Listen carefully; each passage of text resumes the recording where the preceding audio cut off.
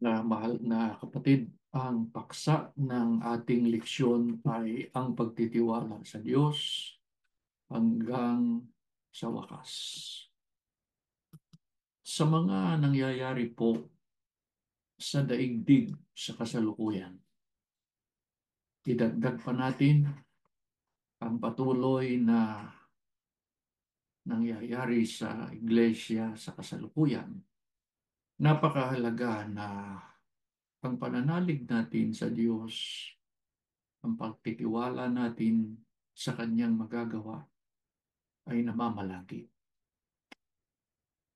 Subalit, madaling sabihin, mga kapatid, na tayo ay sumasampalataya sa Diyos, nagtitiwala sa Diyos. Subalit, ang tunay na pagtitiwala sa Diyos, pagsampalataya sa Kanyang magagawa ay nahahayag sa panahon po ng pagsubok sa buhay ng mga lingkod ng Diyos. Ano ang namamalaging paninindigan ng mga tunay na lingkod ng Diyos pagka dumaraan sa mga pagsubok sa buhay na ito? Bakit po ba ipinahihintulot ng Diyos, mga kapatid, na dumanas tayo ng mga mabibigat at di pangkaraniwang pagsubok sa buhay na ito? Basahin natin ang sagot sa unang Pedro sa 1:6-7. Pakinggan po ninyo dito sa magandang balita Biblia. Ito'y dapat ninyong ikagalak bagamat maaaring magdanas muna kayo ng iba't ibang pagsubok sa loob ng maikling panahon. Ang ginto na nasisira ay pinararaan sa apoy upang malaman kung talagang dalisay. Gayon din naman, ang inyong pananampalataya na higit kaysa ginto ay pinararaan sa pagsubok upang malaman kung talagang tapat. Sa gayon, kayo'y papupurihan, dadakilain, pararangalan sa araw na mahayag si Heso Kristo. Bakit po ipinahihintulot ng Diyos na tayo ay magdanas, dumaan sa mabibigat at di pangkaraniwang mga pagsubok? Maliwanag po ang sabi ng mga apostol, sinusubok ang ating pananampalataya upang malaman kung totoong tapat. Kaya idalangin natin sa Diyos, mga kapatid, na tayong lahat ay makarating sa uri na ang ating pananampalataya ay subok, tapat, dalisay. Naging dalisay, naging tapat sa pamamagitan ng pagdaan sa mga pagsubok. Kaya sa halip na katakutan, iwasan yung mga pagsubok sa buhay, ang dapat na focus natin ay makapasa tayo sa mga pagsubok na yan. May iwasan ba natin, matatakbuhan ba natin ang mga pagsubok sa buhay na ito? 14:22, Aklat ng Mga Gawa. Pinatatag nila ang kalooban ng mga alagad at pinagpayuhan na manatiling tapat sa pananampalataya. Magdaranas muna tayo ng maraming kapigatian bago makapasok sa kaharian ng Diyos. Turo nila sa kanila. Makaiiwas ba tayo? Matatakbuhan ba natin itong mga pagsubok sa buhay na ito? Hindi po. Batay po sa pahayag ng mga apostol ay magdaranas muna tayo ng maraming mga kapigatian bago makapasok sa kaharian ng Diyos. Kaya yung pagsubok prerequisite yan.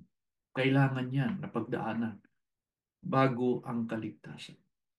Kumbaga sa pagsusulit o kaya ay sa nag-aaral, bago ka ma-promote sa susunod na baitang, kailangan magsulit ka muna.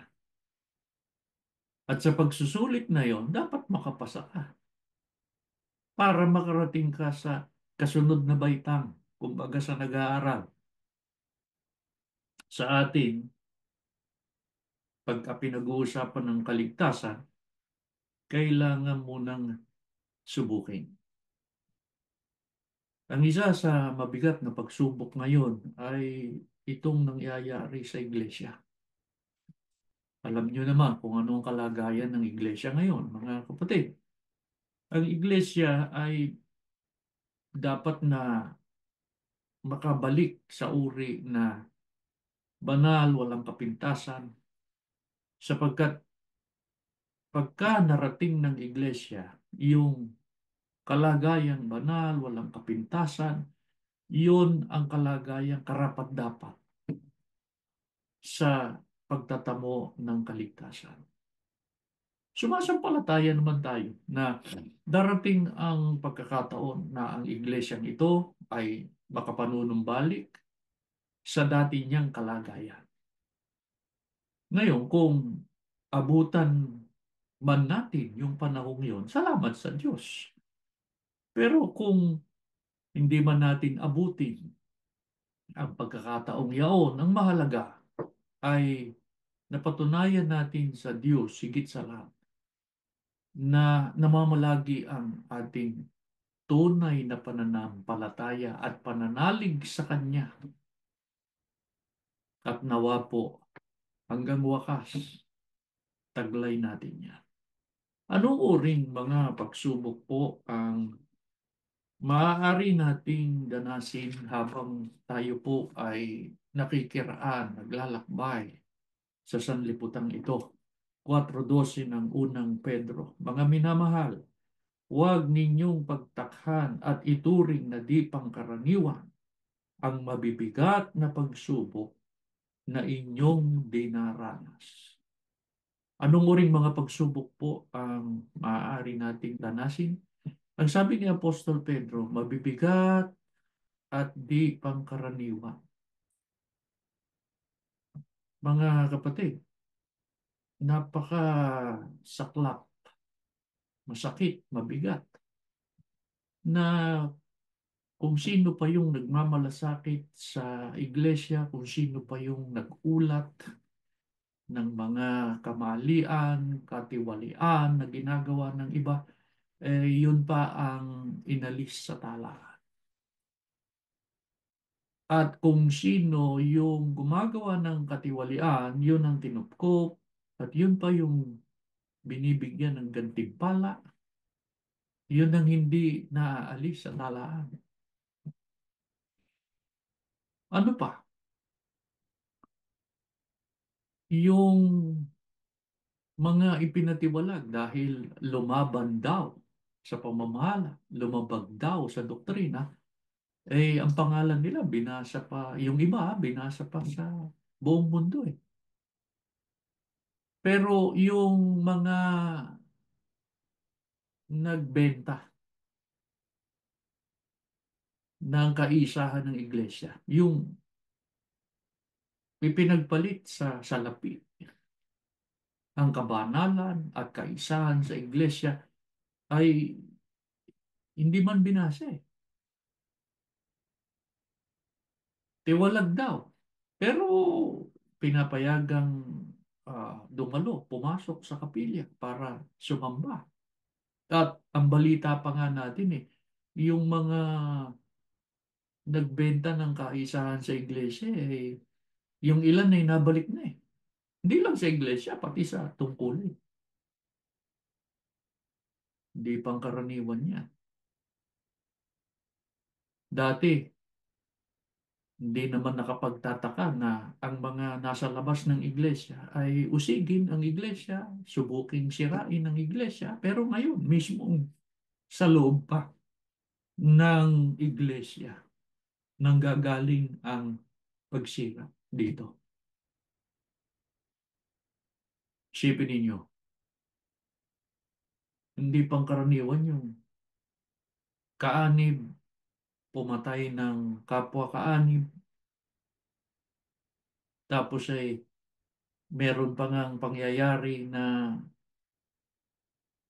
merong isang Chinese na fugitive tinulungang makatakas ng bansa ni hindi natitiwalaan.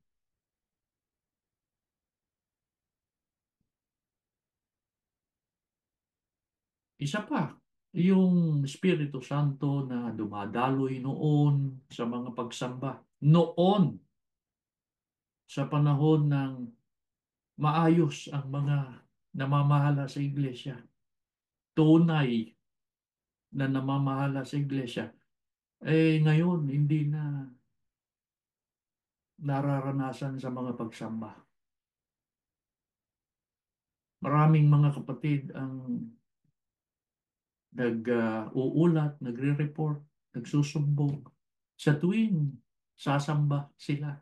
Ang leksyon, paghingi ng abono, paghingi ng donasyon. Yung mga kapatid, hirap na sa buhay eh.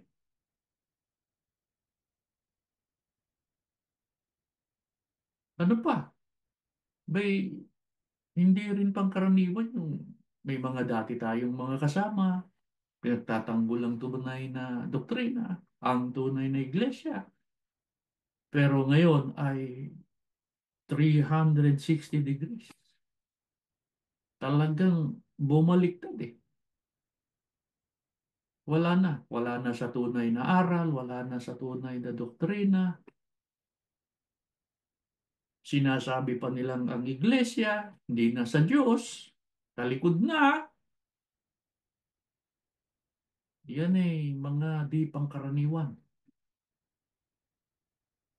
Mabibigat na pagsubok. Sinong mag-iisip, mga kapatid? Naninindigan tayo sa tama. Mahal natin ang iglesia. Pero tayo pa ang inalis sa talaan. Pero dapat ba tayong malungkot? Dahil sa dinaranas natin ang mga mabibigat na pagsubok na yan? Hindi. Sabi, magalak kayo. Bakit? Ituring natin nakaramay tayo ng ating Panginoong Kristo sa kanyang paghihirap. At higit sa lahat, ano ang ating dapat na sampalatayanan pag nahayag ang Panginoong Kristo?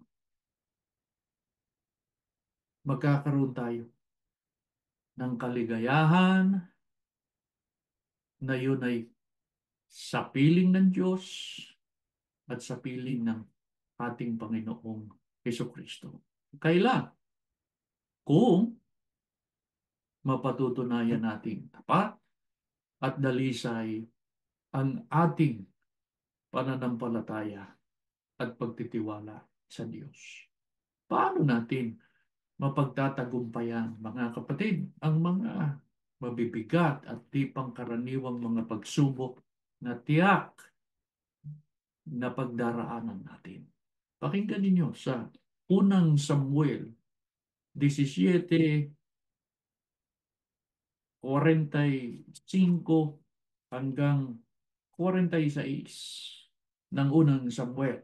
Sumagot si David, ang dala mo'y tabat, sibat at balaraw, ngunit lalabanan kita sa ngalan ng Panginoon, ang makapangyarihang Diyos ng Israel na iyong hinahamak. Ibibigay kanya sa akin ngayon, pupugutin ko ang ulo mo, ipakakain kita sa mga ibon at sa mga hayop, pati ang iyong mga kasamahan. Sa gayon, malalaman ng daigdig na ang Diyos ng Israel ay buhay. Paano natin mapagtatagumpayan ang mga mabibigat at di pangkaraniwang mga pagsubok na tiyak na daranasin natin? Tularan natin si Haring David sa pananalig at pananampalataya sa Diyos. Ang labanan niya si Goliath. Ano ang kanyang pinakamabisang sandata? Ang pagtitiwala niya at pananalig niya sa Diyos. Sa panahon natin ngayon, mga kapatid, mabigat ang kalaban natin. Nasa kanilang kapangyarihan, nasa kanilang lahat ng bagay na maaari nilang gamitin para tayo'y patuloy na gipitin. Pero ano po ang dapat na isa-isip at isa-puso nating palagi? Nasa panig natin ang Diyos. Ang Diyos na makapangyarihan sa lahat. Kaya yung nanggigipit sa atin, lalakas pa ba sila sa Diyos? Mas makapangyarihan pa ba sila sa Diyos na ating inaasahan, na ating pinagtitiwalaan? Kaya pumanatag tayo. Hindi tayo pababayaan ng Diyos. Mga kapatid, nakita na natin at patuloy pa nating nakikita kung paano tayo ipinagmamalasakit ng Diyos. Kaya lagi nating sabihin sa ating sarili, sapat na ito eh. Sapat na itong nakikita ko.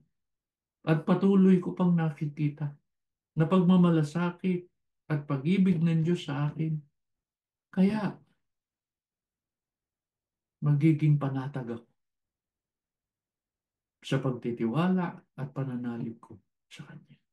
Ano po ang nakahandang gawin ng Diyos sa mga tunay na sumasampalataya sa Kanyang kapangyarihan? Babasahin ko po ay ang ikalawang Tesalonika sa 3, talatang 2 hanggang 3, dito po sa isang salin ng Biblia, pakinggan. Idalangin din ninyong maligtas kami sa mga taong mapaminsala at masama. Ngunit tapat ang Panginoon. Siya ang magpapatatag at mag-iingat sa inyo laban sa masama. Ano po ang nakahandang gawin ng Diyos sa mga tunay na sumasampalataya sa Kanya? Ang sabi ni Apostol Pablo, tapat ang Panginoon. Siyang magpapatatag. Siyang mag-iingat sa inyo laban sa masama. Kaya mga kapatid,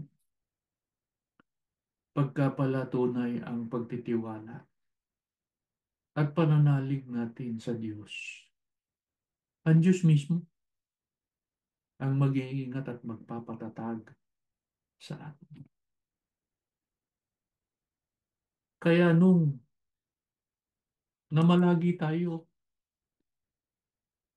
nang maitaguyod natin hanggang sa pagkakataong ito, ang ating paglilingkod, ang ating pagsamba sa Panginoon Diyos, yun ang katibayan. Iningatan tayo at pinatatag ng Diyos. Paano po patuloy na tayo ay iingatan at patatatagin ng Diyos, lalo na sa panahong ito? Ang sabi po sa pagsisimula ng talata, idalangin ninyo kami na maligtas sa mga taong mapaminsala at masasama. Kaya napakahalaga ng pananalangin.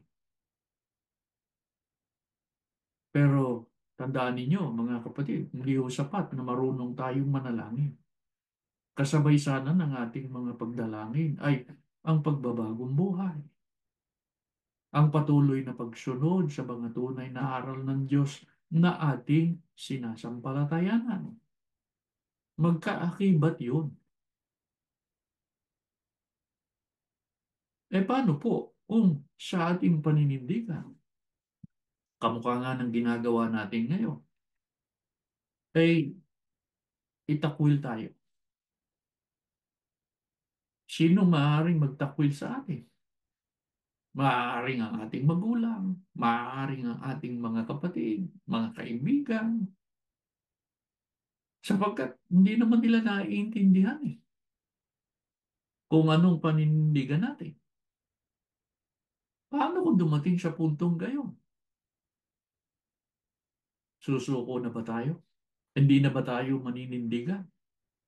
Hindi na tayo sasampalataya sa magagawa ng Diyos sa atin? 27 Gs, Aklat ng Awit. Itakwil man ako ng aking magulang, ang Panginoon ang sa akin ay mag-aaruga. Paano kung itakwil tayo ng ating mga magulang at nangyari nga yan sa iba? Itakwil tayo ng sarili nating kapatid sa laman. Nangyari sa atin yan. Itakwil tayo ng mga kapwa natin kapatid sa iglesia, na mga kakilala natin. Nangyari yan eh. Kung itakwil man nila tayo, ang sabi po sa Biblia, ang Panginoon ang sa akin ay mag-aaruga. Kaya napakabait ng Diyos. Napakabuti niya. Itakwil man tayo ng mga mahal natin sa buhay, itakwil man tayo ng mga kapatid sa iglesia, ang Diyos ay hindi tayo itatakwil.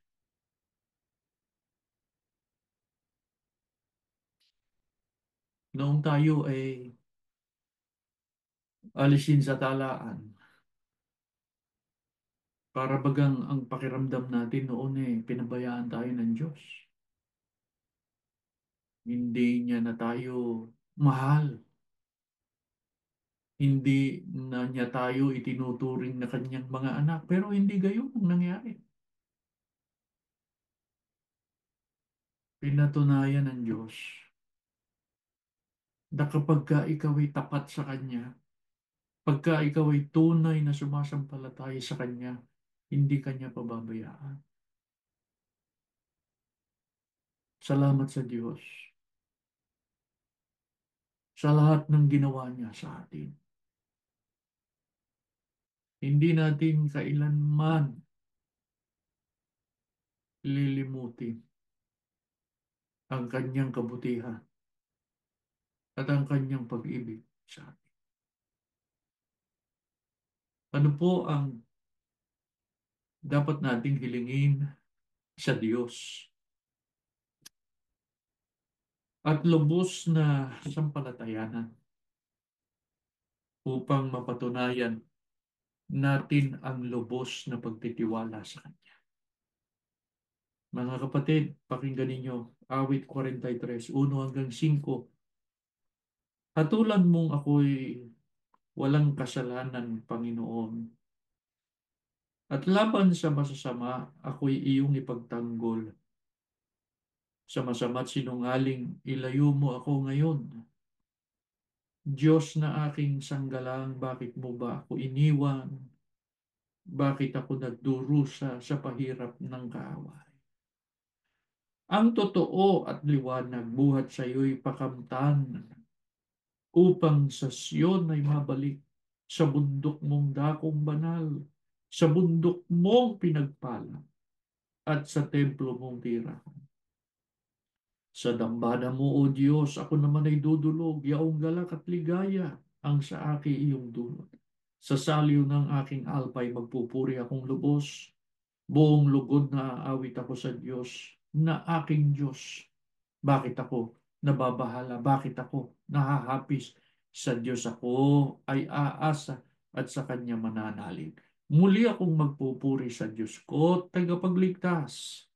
Itong aking papuri sa Kanya ko ilalagaw. Ano po ang dapat nating hilingin sa Diyos? At lubos na sampalatayanan upang mapatunayan natin sa Kanya ang lubos nating pagtitiwala sa Kanya. Hilingin natin sa Diyos. Patulan niya tayong walang kasalanan. Ilayo tayo. Ipagtanggol tayo laban sa mga masasama. Ang liwanag ay ipagkaloob sa atin na patuloy upang tayo ay makabalik sa Zion. Mga kapatid, darating ang pagkakataon na ihahayag ng Diyos na tayo nanindigan sa tama, ginawa ang kanyang kalooban, gumawa ng mabuti. Hindi ho totoo ang ibinibintang nila sa atin. Kaya tayo daw ay inalis sapagkat tayong lumaban, ihahayag ng Diyos yan pagdating ng takdang panahon.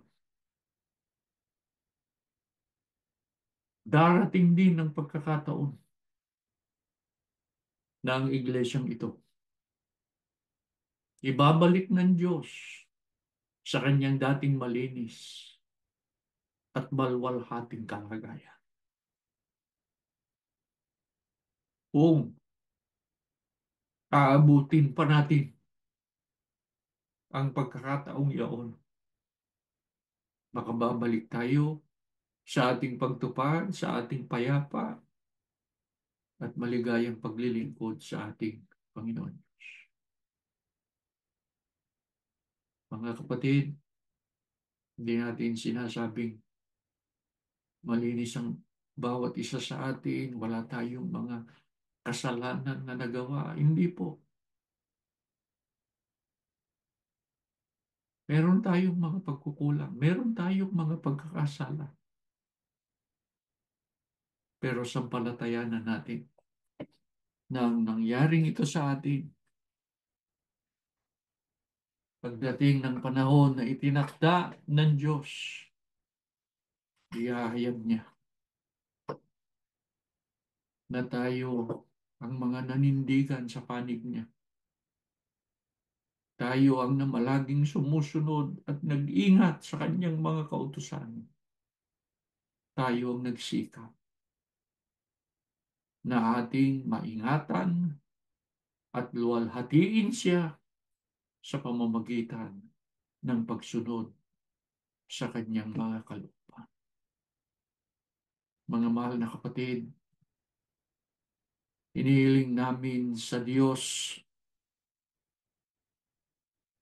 na naway tulungan niya tayong lahat na makarating sa hangganan ng ating mga paglilingkod. Ama,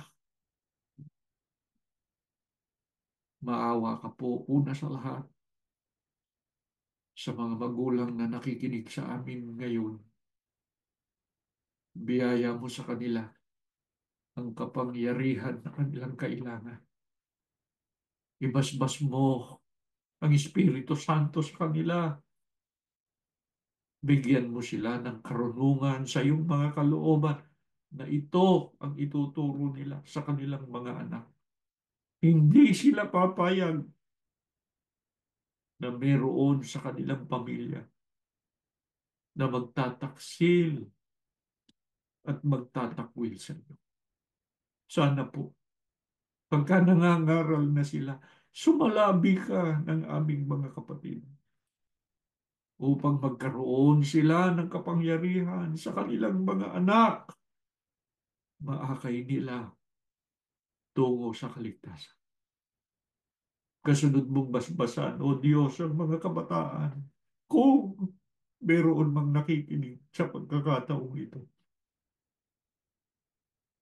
ibiyaya mo sa kanilang banal na takot. Maging mabuti silang mga anak sa kanilang mga magulang. Higit sa lahat, maging mabuting mga anak mo upang magkaroon sila ng magandang kapalaran dito pa lamang sa buhay na ito. Higit sa lahat sa buhay na darating. Tumayo kayo at tayo'y mananalangin sa Diyos. Panginoon namin Diyos, mula sa aming puso, nagpapasalamat kami ng maraming marami sa iyo. Muli naming naalala, Ama, ang panahon na dumating sa amin ang mabigat na pagsubok sa aming pananampalataya. Naroon ka sa piling namin. Hindi mo kami pinabayaan. Nahayag sa amin ang iyong kapangyarihan. Totoo ang iyong mga salita. Totoo ang aral mo sa amin. Sa panahon ng kawalan ng pag-asa, doon ka nahahayag sa buhay namin. Salamat, Panginoon Diyos. Hindi ka nagsawa sa amin. Muli mong pinatunayan sa amin. Ikaw ang Diyos naming buhay na hindi magpapabaya sa amin. Salamat sa pagkakataon na ibiniyaya mo sa amin. Nakilala namin ang iyong kapangyarihan. Nahayag sa amin ang iyong magagawa. Ama Diyos, hindi namin matarok ang kapangyarihan mo sa amin. Salamat ng marami, Ama. Hindi ka namin kailanman tatalikuran. Inihiling lang namin sa iyo pag nahihirapan na kami. Ama Diyos, huwag mo kaming bibitiwan. Pagka narinig mo ang aming dalangin, ang aming pagmamakaawa, na kami tulungan mo. Muli kang mahayag sa aming buhay. Ang aming pananampalataya, Ama, gawin mo sanang dalisay at tapat para makatiyak kami magmana ng buhay na walang hanggan. Hindi namin alam, Ama, kung hanggang kailan pa ang mga pagsubok na ito.